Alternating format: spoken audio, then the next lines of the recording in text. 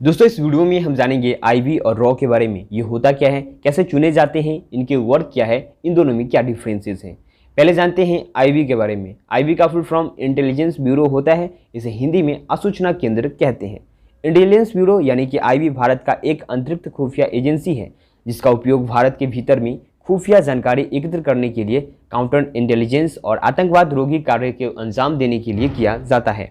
आपने पढ़ा होगा कि राजाओं के समय में खुफिया जासूस हुआ करते थे जो कि एक राज्य की सूचनाएं दूसरे राज्य के राजाओं को दिया करते थे। इसी तरह से जासूस आज भी विश्व के हर देश में मौजूद है।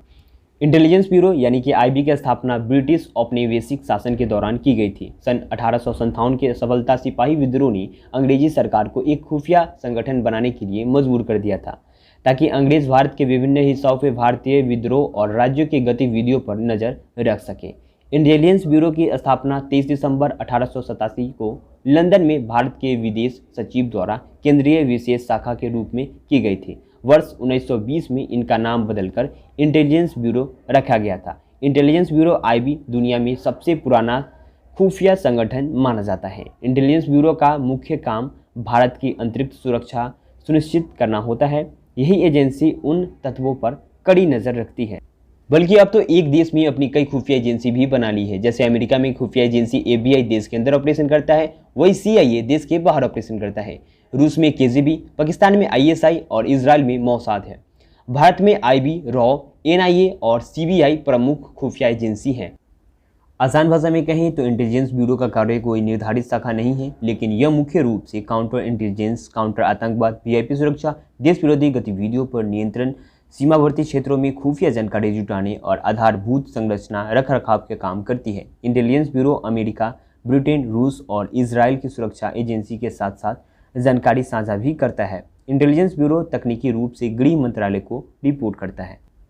अब जानते हैं रॉ के बारे में। रॉ का full form research and analysis wing है। इसे हिंदी में अनुसंधान और विश्लेषण स्कंध कहते हैं।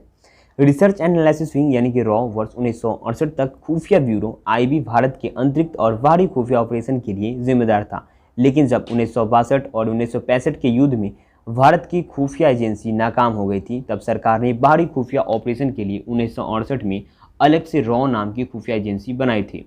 रॉ भारत के पड़ोसी देशों में गतिविधियों पर नजर रखती है, लेकिन इसका मुख्य फोकस पाकिस्तान और चीन की गतिविधियों पर होता है। रॉ भारत की नीति निर्माताओं के और सेना की खुफिया जानकारी प्रदान करता है।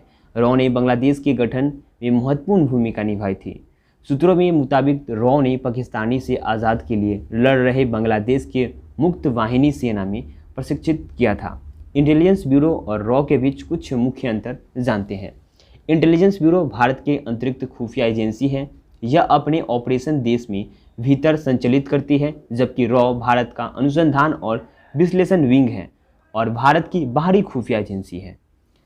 इंटेलिजेंस ब्यूरो मुख्य रूप से काउंटर इंटेलिजेंस, काउंटर आतंकवाद, वीआईपी सुरक्षा, देश विरोधी गतिविधियों पर नियंत्रण, सीमावर्ती क्षेत्रों पर खुफिया जानकारी जुटाने का आधारभूत संरचना रखरखाव के काम करती है। जबकि रॉ का मुख्य काम भारत में पड़ोसी देशों पर गतिविधियों, कौन सा देश किस देश के साथ क्या समझौता कर रहा है इत्यादि पर नजर रखता है। रॉ इन देशों में अपने गुप्त एजेंट के माध्यम से गुप्त ऑपरेशन आयोजित करता है। इंटेलिजेंस ब्यूरो अन्य भारतीय खुफिया एजेंसी और पुलिस के साथ खुफिया जानकारी शेयर करता है। इंटेलिजेंस ब्यूरो के पास यह शक्ति है कि वह खुफिया जानकारी जुटाने के लिए बिना किसी की अनुमति के किसी का भी फ़ोन टैप कर सकता है।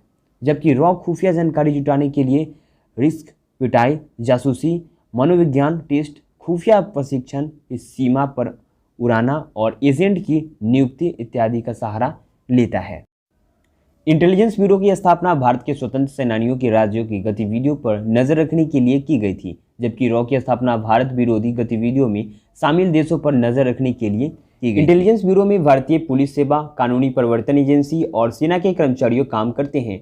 शुरुआत में रॉ प्रशिक्षण खुफिया अधिकारी की सेवाओं पर निर्भर था, लेकिन बाद में सेना, पुलिस और अन्य सेवाओं के लिए कई लोगों को शामिल किया गया था।